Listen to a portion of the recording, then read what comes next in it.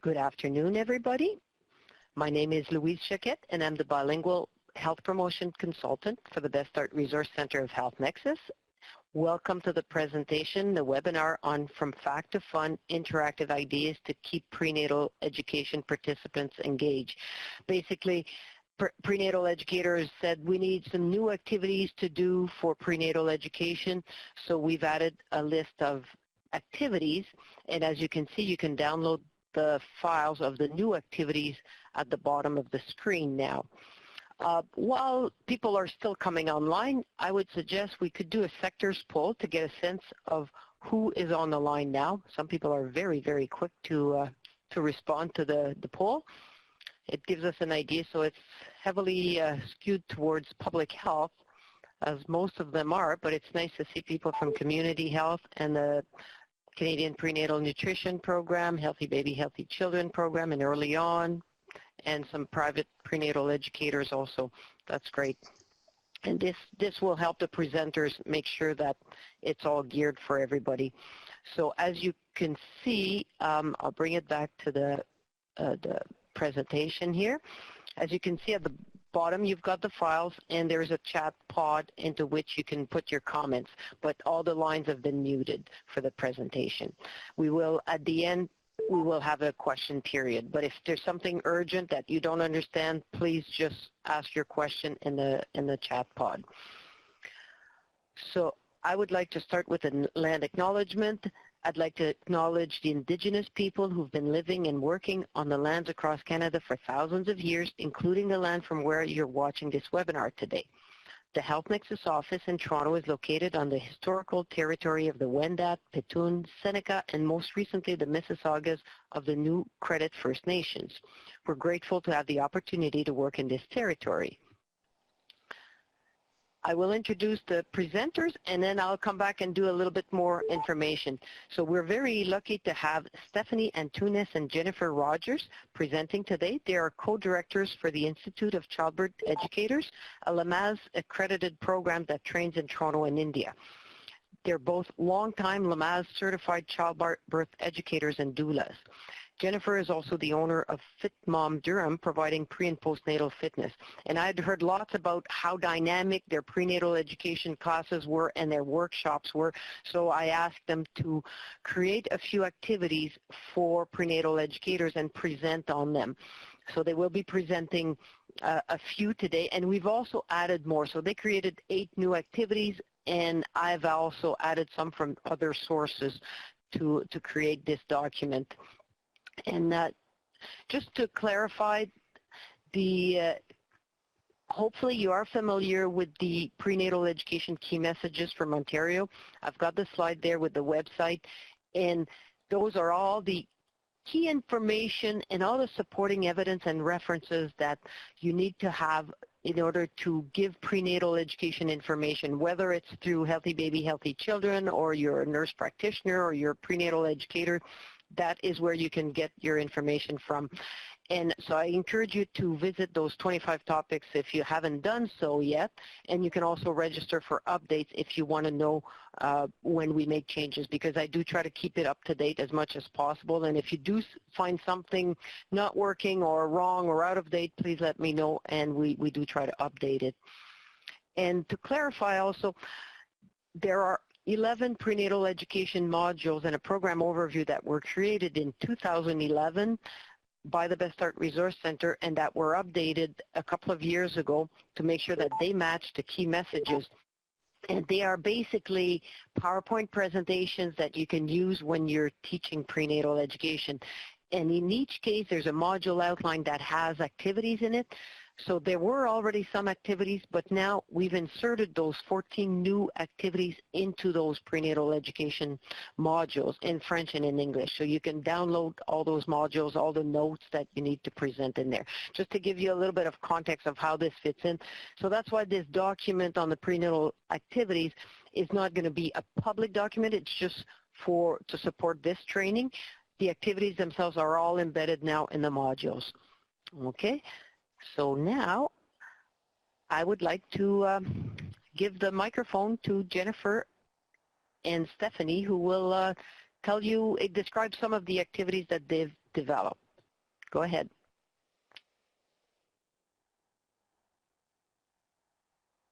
Wonderful. Well, thanks so much for having us. Stephanie speaking here. We're excited to be able to present to you some of these wonderful activities today. For us, there's always been only one goal, and that's to increase confidence in our participants, decrease fear, and the best way to do that is to have people engaged in having fun. So that's a cornerstone of our entire series of childbirth education classes, and we're happy to share some ideas with you here today. That's right. I think hopefully some of the activities, we tried to keep them really focused and low cost so that all educators will be able to access what they need to make their programming a little bit more participant focused and to help kind of transfer away from some of that lecture-based teaching that many of us have become very familiar with, but we'll have a lot more fun learning and teaching when we use more interactive type of activities to share the learning. So that is our goal here today, and to share some of the ones that we've used in our sessions and our series for the participants that come to the classes that we teach in our communities. So on the screen here, these are some of the teaching methods that we encourage spreading throughout your series. And giving people an opportunity to stay engaged is facilitated most easily when we continue to change things up and we're constantly switching things around. We're getting people up, we're getting people to sit down, we're getting people to think, we're getting people to have fun. And so these are some of the teaching methods that we encourage use across not just all of the series, but even in each hour, in each half an hour that we're doing. So some of the things that we're doing today are going to be incorporating some of these different teaching methods. And of course, lecture is part of everything that we do in communicating information, but it definitely doesn't need to stop there. And there's so much that we can do without lecturing. So today, what I thought I would share with you is a really simple needs assessment exercise. I think sometimes when we come to teach childbirth classes, we have our predetermined content that we're going to cover, and we know what each week or each weekend series is going to entail. And we don't often consider all of the time what the needs of the participants are. And this can be a bit of a challenge, I guess, because what happens is we might spend time speaking of things that we feel are really important, but we're not really addressing some of the priorities of the participants as they come in. And so we're going to share one activity that can be done in two very effective ways. One that you can use as a needs assessment for an entire series when it comes to identifying early on what the priorities are of your participants, and one that can be used as a topic, which can be really helpful. So I thought I would spend a little bit of time just talking about that.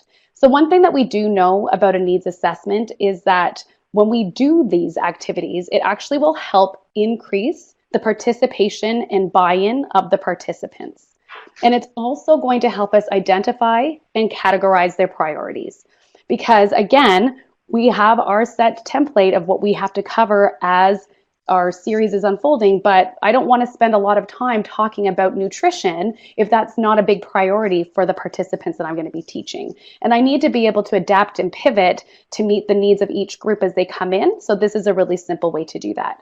I often personally use this as within the week one for a bit of an icebreaker, again, just to help everyone get more comfortable with everyone else that's in the room. So it doesn't require a lot of resources, some chart paper or a whiteboard, markers, and the total time spent in this whole entire activity is going to be 5 minutes. I was like, if Stephanie can move I don't know if I can control the field. There we go. So this is a quick and simple needs assessment. What I need to know. So the facilitator will just do some pretty circles. This is my version of a pretty circle using a PowerPoint presentation. I have less symmetrical circles when I'm doing it in real life, and that's okay. You don't have to be an artist to do this. But we'll create 3 circles with the appropriate headings: a need to know, a nice to know, and a should know.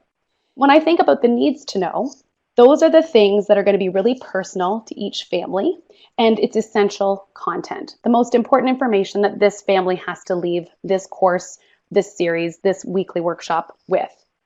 The nice to know is if there's time that is allowed. If there's extra time, it would be really great if we can cover this. And the should knows is it might be helpful.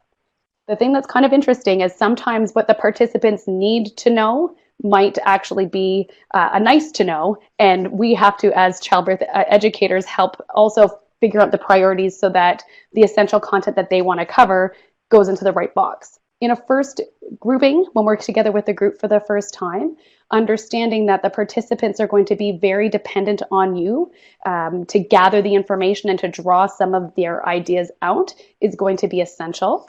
And so we spend a lot of time asking very open-ended questions. So I might say something like, what made you take this course? And I'll ask that to each couple. And then based on what they say, I'm going to help them fill it in. Well, is that something that you need to know? But that's something that you feel you should know? Or is this, if there's time, we're going to fill that in there?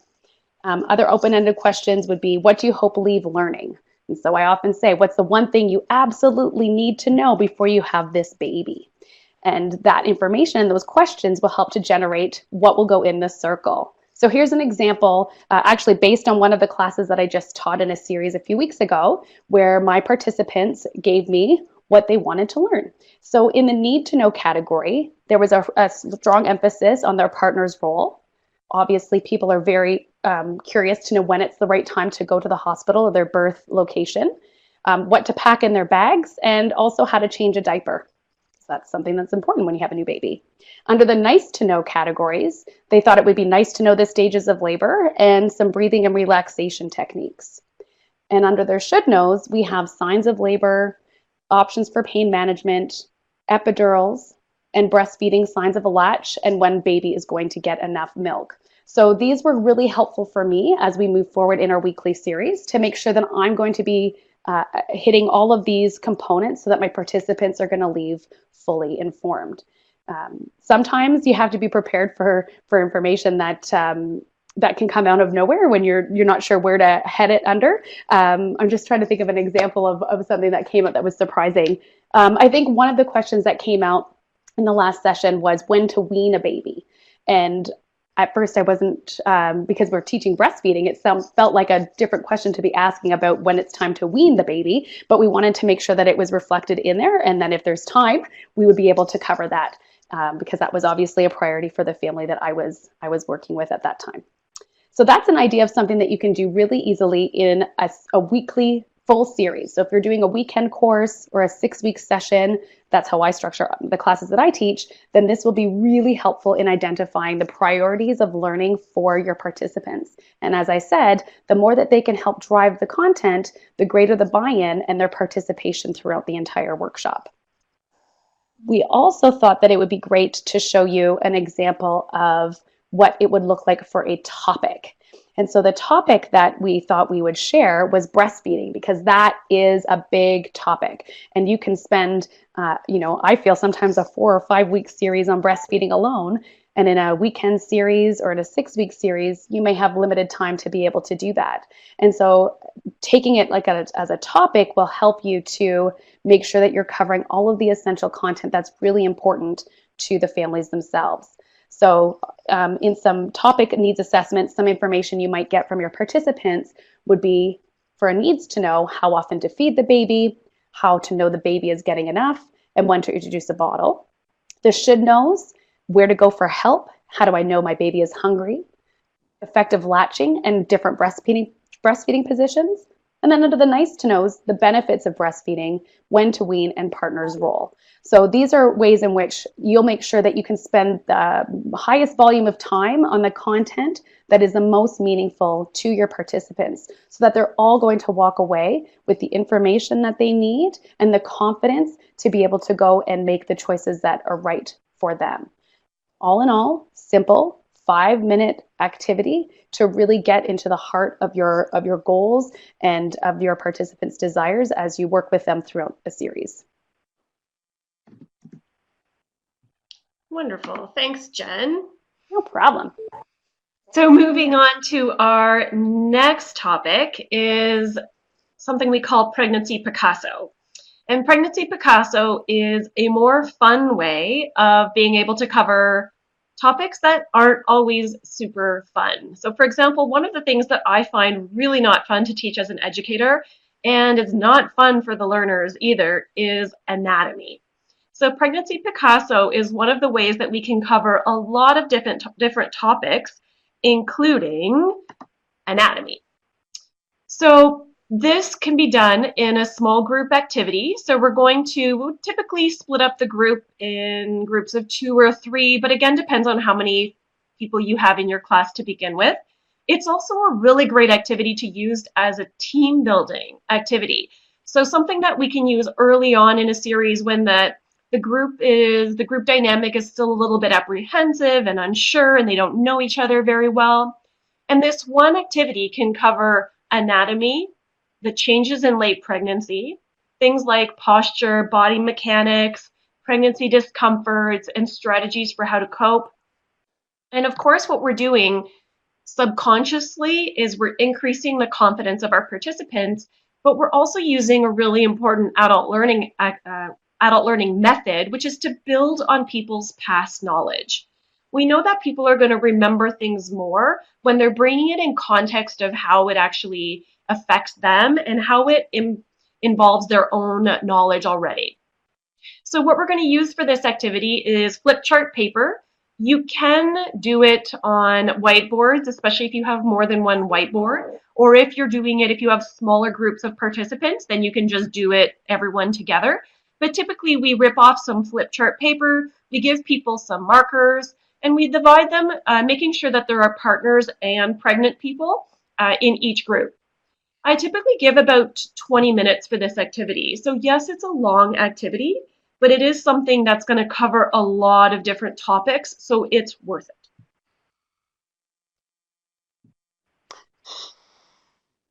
Oh, there we go. So what we do is we have people draw the outline or the silhouette of a pregnant person. I can assure you it doesn't usually look as pretty as this clip art, but we draw the outline, and what we ask them to do is put little X's on all the parts of their body where they feel discomforts. So maybe they're getting headaches, maybe they've noticed some heartburn and some cramps in their calf, and maybe their breasts are sore, or they have that round ligament pain, which they probably won't call round ligament pain, but they'll describe sort of that pressure and some shooting pain underneath their belly. And they come back to us with something like this.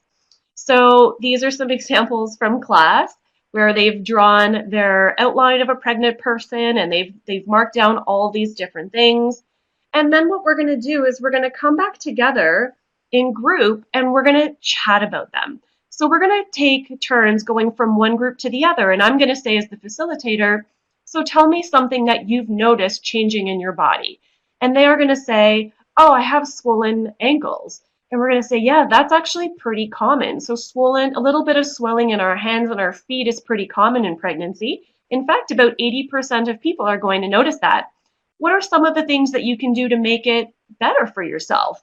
And what we're doing is we're building on their existing knowledge. But also what starts to happen is people start to realize that, oh, these discomforts that I'm having, they're not abnormal. There's not something wrong with me. They're common with pregnancy. And sharing that helps people to not feel like there's something wrong with them, which is how sometimes people are feeling in pregnancy. The other thing is that they get to realize that they actually have a lot of knowledge and skill and ideas already just within the group to support each other and to help alleviate these discomforts. And while we're explaining this, what we might be doing is pulling out anatomy charts. So when we talk about heartburn, for example, maybe we're showing them how as pregnancy goes on in time that, of course, that uterus is getting bigger and we're showing what the uterus is. And maybe we're taking a minute to stop and describe what a uterus is and how it works. And we're saying that as that baby gets bigger and the uterus expands, it starts to push our bowels and everything up and back. And we can talk about how that's impacting us on the inside in pregnancy. So it's really kind of a nice way to be able to talk about all of these different things without having to have a separate activity where we're just focused on anatomy, which tends to be boring. When it comes to common things like lower back pain, And again, bringing in that knowledge that you have as a facilitator, as an educator, to say, you know, hey, 80% of pregnant people get lower back pain. And here's some of the things that we can do. So that's where people might share different strategies around massage and chiropractic and osteopathy. And people start to realize too, again, subconsciously, that different people have different philosophies and different priorities. And there are a lot of different things that we can do. And some of them might be right for us and some of them might not be. And that's okay. But it also gives us an opportunity to do something like pelvic tilts, for example. And so again, given that this activity takes 20 minutes, maybe this is an opportunity where we say, hey, why don't we all stand up and do a pelvic tilt right now? And we get people to stand up and we teach pelvic tilt in the middle of this activity. So again, you see how we're spiraling in a lot of different content within one simple activity. When it comes to talking about things like things that are going on inside, like the pubic bone pain, the round ligament pain. Again, it gives us that opportunity to bring in what kind of changes are happening throughout pregnancy, and specifically late pregnancy, where we start to talk about what is the cervix, where is it, and how might that start changing as we head towards our time frame when our baby is expected. And we can bring in all of those different things. Maybe we start talking about hormones, and maybe we bring in a little bit of information on hormones. We're not going to talk about everything here, but again, it allows us to spiral that content in gently. So I hope that makes sense. Go ahead, Jen. Oh, sorry. And I think one of the things that you have to just be conscious of when you're doing this topic is there's going to be certain elements that you're going to have to cover on their behalf. Because not every single person is going to feel comfortable talking about constipation or vaginal discharge or breast tenderness or the fact that the areola change color in late pregnancy. And we can help, again, normalize some of those things, because once you share that fact, all of these light bulbs go off in their heads as these families recognize these symptoms in themselves. And as Stephanie pointed out, realize that they're not alone, because some of the books and some of the friends haven't shared strategies or what to expect in that area. So you get to just talk about all the awkward stuff. I think that's a great point. And even sometimes we might even get into talking about sexuality a little bit in here. And it's probably not going to be a whole lecture conversation about it. But as we talk about discomforts, maybe that's something that we're going to bring in as we discuss the anatomy and how things are happening in there. And breast changes, I think, is a good point too. Whenever we do this activity and one person says, oh, I've noticed changes in my breast, is there might be someone in the class who's saying, oh no, I'm not noticing that. Does that mean I'm not going to be able to breastfeed? And so being able to normalize that some people might be noticing these changes, and that's great, and you might not notice them, and that doesn't mean anything either. So this gives us an opportunity to do that, because of course, one of the biggest places people are getting their information is online and from their friends and family members. And we know that that information is often not evidence-based. So this is a great opportunity to be able to dispel some myths.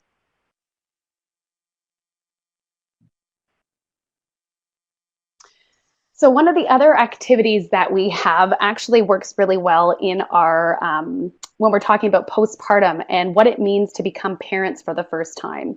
And managing expectations is a really important part of, I think, our roles as childbirth educators. We know that first-time parents are walking in with the least amount of experience when it comes to parenting. They haven't spent lots of time with new babies. Often the first diaper they're going to change will be their own child's diaper. And as a result of that, there's an even bigger shift as they learn how to adapt to their life as a new parent.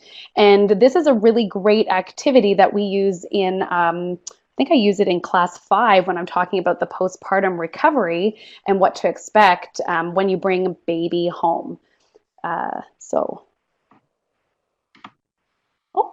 She and I both did it at the same time. So obviously when we have to introduce this activity, there will be a little bit of a lecture, and I'll talk about what expectations might be like with a new baby. But the purpose is just to help families get an understanding of the first month when it comes time to handling and managing their time. We know that the first 6 weeks with a new baby is really overwhelming, and this will help them identify areas that they might need extra support in and where they already have really great ideas and plans. The entire activity only takes 10 minutes, and markers and pencils and pens will be something you'll want to have on hand so that they can actually fill it in. I haven't found a way to do this other than printing paper, but if you're very creative, then you might think about laminating this so you don't have to use paper all the time. I'm not that organized often, so I find myself printing it off. But each family will be given a wheel and a piece of paper that has like four circles. And the circle that has the birthing parent information, we're going to ask them to fill in what their day looks like right now during their pregnancy. How many hours a day do you spend at work? How many hours a day do you spend sleeping? How many hours a day do you spend doing household chores like getting groceries done or meal prep, exercise, time with family and friends? And we'll both ask the birthing person and the support person to fill out their wheels. And they'll spend a few minutes doing that. They might need a little bit of assistance trying to figure out. Some people like to make very small pies. I'm trying to encourage them to look at this as a full 24-hour clock as they start to fill in the exercise. So it won't take them very long to start to fill in the activities that happen in the course of a day. It might include things like commuting time and things like that. Some activities will take longer than others. After they've spent some time doing that, then we're going to ask the person who's having the baby to fill in one half of the chart, just like we have here, exactly, one half of the chart. And we're going to say, okay, when you have a new baby, about half of the entire day will be spent feeding your baby. And we make the decision to say feeding baby because whether you're a breastfeeding family or if they've decided that bottle feeding is how they're going to be feeding their baby, that's all everybody does anyways with a new baby, is to spend time feeding them.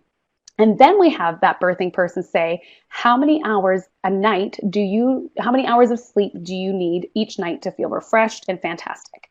And so they'll fill that in. So some people will feel really great for 6 hours of sleep. Other people will need to feel really great after 8 hours of sleep.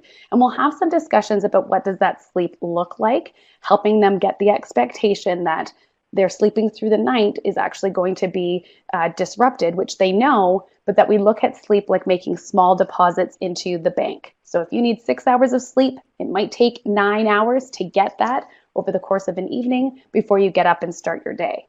And then they have to look at that and they see that quite quickly that pie for that birthing person is starting to become a little bit more full compared to perhaps their labor support and their partner. And so all of those tasks and duties, when it came to food prep and groceries and cleaning the house and walking the dog and all of the other activities that are really important to that person, now are going to become the responsibility of someone else. And for many people, this is a big awakening, especially for partners who may not recognize right away the amount of workload that they're going to have to take on. And doing this simple activity will help them start to think about the things that are important to them. So for families where having a very clean and neat and tidy, orderly house is important, it allows them the time to think about who's going to do that. If this is something that other family members are going to come in and support with, is this something that the partner is going to take responsibility for? Or is this something that they're going to budget financially so they can have some assistance in those early days and weeks where their priority isn't going to be on housekeeping, but they really want to make sure that that is done? It also gives them an opportunity to really chat with one another about managing expectations. Our support people will see very quickly that the amount of work that is required to look after a new baby is a huge portion of this pie. And so they start to understand how they're going to be helping and supporting and connecting with their baby as well. Sorry, I have a bit of a cold here, so I'm getting a little runny nosed. I apologize.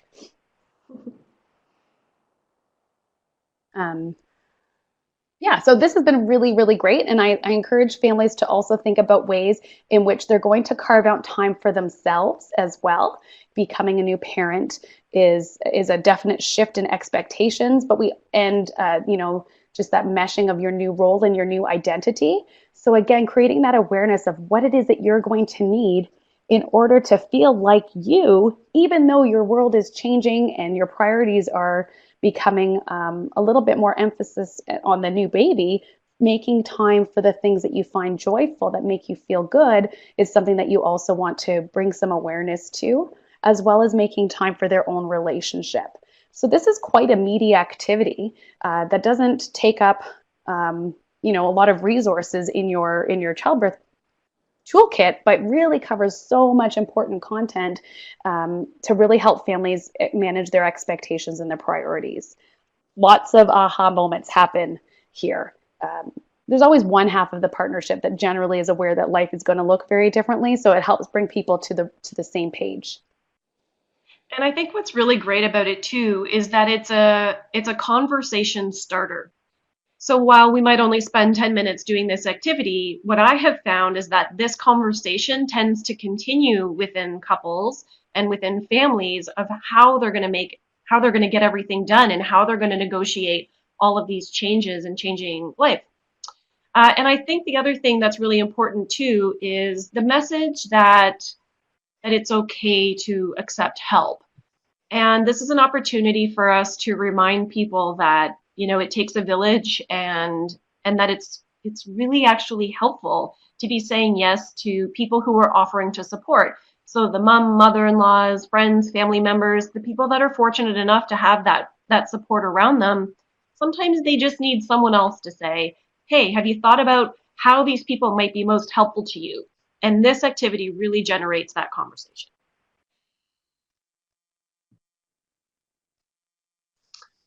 So our next activity can be used in a couple of different ways. We call it the ideal birth activity. And it has a couple of goals. It can be used as a review activity.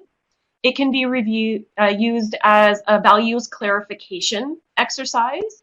And it can also be used to talk about interventions, the cascade of interventions, some of the challenges that might come up in labor and birth. So this one does require a little bit more prep in advance as an educator. You do need to create some set of cards. And in the documents that we have here, the files at the bottom of the screen, you can find them available there. But basically what you're going to do is you're going to create a deck of cards that has 30 different labels on it. One side of the card is going to say one topic, and the opposite side of the card is going to say the opposite. So if we look here, I hope that you can see this. For example, if we look at this top one, it says hospital. Well, the opposite side of the card would say home birth or birth center. When we think about labor starts on its own, the opposite of that would be Pitocin induction. So there are 15 different options, and what we want to do is we want to encourage people to think about what might be their preference. If they could design their birth, pie in the sky, what would they want their birth to look like? And there's a couple of ways that you can do this. You can create this deck in a specific order, so you're actually covering it together. So that's going to be an individual couple activity, or an individual participant activity based on their preference, but you can do it together as a group if you have the decks of cards always in the same order. The other alternative is to just give it to each couple or each participant and have them find a spot where they can lay out the cards in front of them, with these face-up options being the one that they prefer. So this is a good opportunity to use this as a review near the end of your series or after you've spent a little bit of time with people. And you can use it as a review because maybe you've already told them. For example, when we look at episiotomy here, I don't know if you can see my drawing, but if we look at episiotomy, maybe we've already taught them what an episiotomy is, and so they might already know if they have a preference for an episiotomy or no episiotomy. Maybe we've already talked about amniotomy, and we talk about the bag of waters breaking on its own versus having an amniotomy. If you haven't taught that content before, then it would be important to do it as you're going through the activity and that everyone be looking at the same cards in the same order. If you're using it as a review and you've already taught all of these things, then of course that's when you can just hand it out and make it a couple activity. So they put out these 15 cards, and you're going to notice that some people know very quickly what they want, and some people, maybe it takes them a little bit of time, or maybe they need a reminder or a refresher on what something means. So this is where you might say, hey, does anyone have any questions as they're going through this? Especially if you've got maybe one couple or one participant who's sort of straggling a little bit, that's taking them a little bit longer. What is it that they're stuck on? Is there something that they don't remember? And we want to remind them, this is pie in the sky. You could have whatever you want. Trying to step away from some realities that might be present for them. Because the next thing that we're going to do is we're going to have a little discussion about how the whole idea of the birth plan is such a misnomer, because we can't plan birth. We can have birth preferences, but we can't plan how our birth is going to go. And so then what we're going to do is we're going to encourage them to think about a labor that maybe starts to go down a different path than what they had originally intended.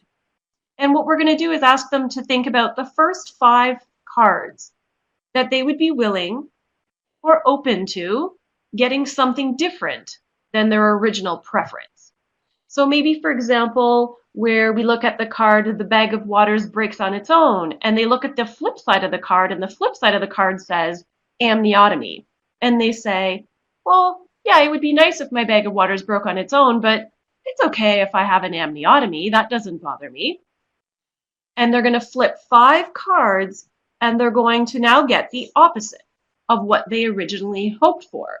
So these cards on the left are the ones that they had hoped for, and these 5 cards on the right are the cards that they now thought, you know what, that's okay if this variation happens. I want to draw attention to the card that says healthy baby, because one of the things that's really important in this activity is to realize that even though our labor might not go exactly as our pie in the sky preferred ideal birth scenario, that our goal is always to have a healthy baby. And you would notice on the card, healthy baby is on both sides. So even as our labor changes and things are happening different than what we had thought, or maybe what we had hoped, that healthy baby is always there, because that's all, of course, that's always what we're hoping for as things continue to evolve and change. One of the other things that happens as we start to flip over these cards is they might start to notice that some things go together. So for example, what we'll often say is looking at the IV and restricted fluids. And we would say, in an uncomplicated labor, research tells us that people don't have to have an IV, that they can eat and drink as desired, which is what's on the other side of the card. But if they decide they want to have an epidural, for example, or if they're going to be induced, then they would get an IV to go along with that other intervention. And so we're just reminding them, hey, if you flip this card, don't forget to flip this card and this card. And so, for example, someone could pick amniotomy. They could pick amniotomy here as a standalone thing, right? You can do that and nothing else has to change in your labor. But if you're going to flip over the epidural card, well, then you're going to get an IV. And if you're going to be induced, then you're going to have continuous fetal monitoring. So we want people to start to understand this cascade of interventions without villainizing it. You know, I think it's important for us to not present things as though they're bad things, which of course is not our goal here, but rather to just simply understand that sometimes when we make one choice, it does lead to another. And then what we're going to say is that sometimes labor really, really doesn't go how we hope. And we're going to ask them to flip over 5 more cards. And so what's going to happen here is they're going to be left with only 5 of their original preference. So these 5 are their first of the first 15 that they flipped. And then what we notice is that now we flipped over 10 cards on this side. And it's pretty much impossible to continue to have a home birth. For people who are planning a home birth, that is not possible by the time they've done these flips. But what it allows them to realize is that they can still have priorities, and there's still important things that might matter to them that they can still achieve even with changing dynamic and changing birth, and having things happen in a way that was maybe different than what they originally hoped for. So again, we continue to support them. You're going to notice again that people are making these decisions at their own pace. You're going to notice that some families can switch over the cards very quickly and easily. They're very flexible, and some people are not. And you're going to notice some people start to feel really stressed or anxious or uncomfortable. And we don't want people to feel stressed or anxious and uncomfortable. And so if you feel that someone is starting to really not feel like feeling overwhelmed by making these choices, then maybe you're just going to say, okay, just stop where you're at, even if they haven't flipped the 10 cards. But I think it's also an important opportunity for us to use this as a teaching moment, in that we can't control how labor goes. And we need to be able to be flexible on things changing. So what we can bring into this discussion is the concept of informed decision making. And say, okay, let's say, someone is struggling a lot with the idea of switching to a Pitocin induction, is to say, what are the circumstances under which you would be okay with that? I noticed that you're really struggling with flipping that card. What is it about that you're so uncomfortable with? And really exploring, well, I don't want this to happen, and I don't want that to happen, and I don't want that to happen. Okay, but are there circumstances where you might be okay with that? Well, if I knew it was the best thing for my baby. Okay, well, how would you know that? Well, I guess, I don't know. How would I know that? Well, then maybe we start to talk about things like a biophysical profile and about, asking questions and those informed decision-making questions, and what would it take for them? And what I realize and what we know from research is that the most important determinants of birth satisfaction really don't have a lot to do with these things that we see in front of us here on the screen. They don't have to do with whether we had a vaginal birth or a cesarean, or used an epidural or didn't. We know the things that are most correlated with birth satisfaction are that people felt cared for, listened to, and that they were informed decision makers in their care. And there's so much that we can do with that. I feel like we have so much ability to control that, to influence, that is the better term. So then what this leaves as an opportunity is 5 things here on the left that were really, really important to people. And what we encourage is some role play for those things. So let's say, for example, a lot of times what you'll see in this activity is you'll see the term vaginal birth left. That's a priority for people to have a vaginal birth. So then maybe you're going to talk about, okay, what are some of the things that increase your odds of having a vaginal birth? And by this point, especially if we're using this as a review, typically these people have those answers, right? So they're going to say, oh, avoiding an induction. And you're going to say, absolutely. Remember, we talked about induction, and we know that about half of inductions will end in a cesarean. So then, avoiding an induction if possible. Maybe they're going to talk about healthy lifestyles. And that's where you're going to be able to give them some more information about healthy lifestyles and some really great resources that we have available at Best Start. And they're going to continue that conversation. When it's something simple like no episiotomy, maybe that's an opportunity where you can role play what that might look like in the later stages of birth. So let's say, I'm going to say, hey, the doctor comes in the room and you're in between pushing, and partner, hey, why don't you say, hey, now that you're in the room, Dr. Smith, just a couple things that were important to us. I'd really like to cut the cord, and Susan would like to have the baby on her chest at birth, and no episiotomy unless the baby's in distress. So instead of them feeling like it's this loss of control and they can't control if they get one, that we just prepare them to role play how they could better mitigate that or prevent that from happening, or at least having a discussion and using those informed decision-making skills that are part of our teaching. I think one of the things that becomes really helpful for the participants when they're done here is that they've spent some time thinking about some of the choices that they might have to make, so that if they are presented with some of these situations when they're having their own babies, they've actually practiced that absolute skill of informed decision making, and they're less fear based when they're making their decisions. And so certainly as adults, asking people to do a role play really puts us out of our comfort zone. We don't like to do things in front of people at that point, but this role play is really just an opportunity for a discussion again amongst partners, so that everyone's on the same page, and you give the labor support in particular the opportunity to practice what they may actually be responsible for doing when they're having their babies for the first, second, third time, depending on when they're taking this class. So this exercise is so valuable on so many different levels. It also really helps people prioritize what it is that they want. And almost every single time we've done this in our series, every single participant writes how much they've enjoyed it. So there's a huge satisfaction in this activity. It's a standout way in which you're covering so many heavier topics in particular that can sometimes be hard to do not in a lecture style. Like, so many of us might want to approach this just with lecture, but this is so much more valuable, and your participants, if you decide to try this with them, will absolutely love it.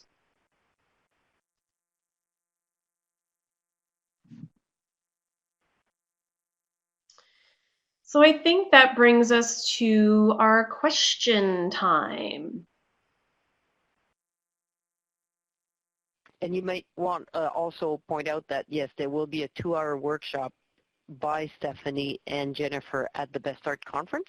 It's actually on February 14th is their workshop, so you can register now for the conference, and I know that'll be great and dynamic, and more activities will be showcased at that point.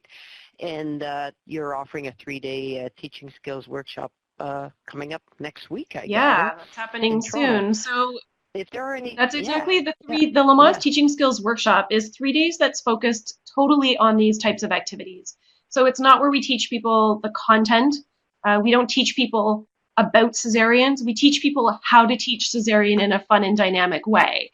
And so whether or not you're already a childbirth educator, many of you are nurses, you're not looking to become a Lamaze educator, most people who take that workshop that are nurses take it just to learn the skills. So if you can imagine 3 days of what we just talked about, those kinds of activities, that's what you would get in that workshop. So if there are any questions, I'd like to encourage people to type them in the chat line.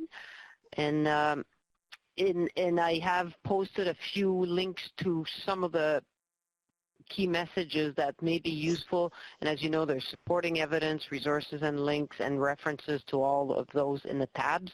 So make sure you check that out. And there will be, I want to say, 2 more webinars that will be done at the end of January on engaging participants in prenatal education classes.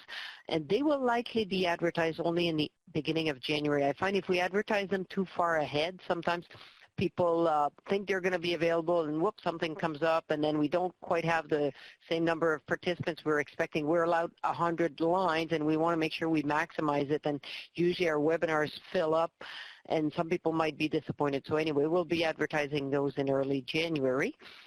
And as you may have noticed, this webinar was recorded, and at the end of the session, when I close this, you will be receiving an evaluation link. Hopefully it'll work this week. Didn't work last week. Hopefully it'll work. But in any case, in an hour or so, I'll be sending you an email with the recording of the presentation and an evaluation link. And we really appreciate when people fill out the evaluations. It gives us some insight as to how we're doing, but it's also very helpful to our funders, especially if you want more webinars of this type. So I do see Bobby has a question. Any ideas about engaging participants to enroll for prenatal That's classes? a great question. So I don't know if Jennifer or Stephanie want to take a Absolutely. crack at that. I think we know for sure word of mouth is probably the biggest driving factor into so many childbirth classes. But anytime you're doing an activity that's engaging and fun, and if you're able to take a photo, you might have to get photo releases from people, but doing a photo of someone as they're learning to do that and writing about that on some type of social media page would be probably the best way in which you're going to get the attention of people coming into your classes. I can say for sure for the classes that we teach in our communities, the biggest referral source we have are the participants that come to the class, because they're always engaged in sharing the experiences that they had, and because it's focused on experiential learning and kind of more fun, they're more likely to seek you out. So I would think about sharing some of the strategies that you are doing to make your classes fun and put the emphasis on that. Perhaps sharing a testimonial from some people that have finished your series where they've got some great things to say about what they actually learned in the class and how it was applied to their own experience will probably help get more people into the series that you're offering.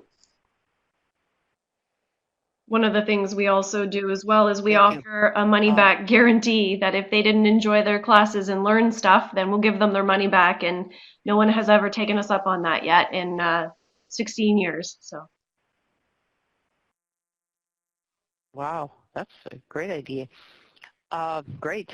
I'm not seeing any more questions. I think your explanations to the activities were quite straightforward, and hopefully in the files there, the prenatal activity files, you will get all the details, and maybe, well, as you know, you would just explain 4 activities. There's 14 activities in the file. Hopefully people will find them useful. I have to say that last one on, making choices during birth seems so relevant, so good that it would really get people thinking, but you've got a lot of great activities. So if there are no more questions, I'd like to thank Stephanie and Jennifer for taking part in this webinar, and we'll hopefully see you in February at taking the workshop at the conference, or we'll see you again on the webinars at the end of January. Thank you very much. Thank you. Thank you. Okay.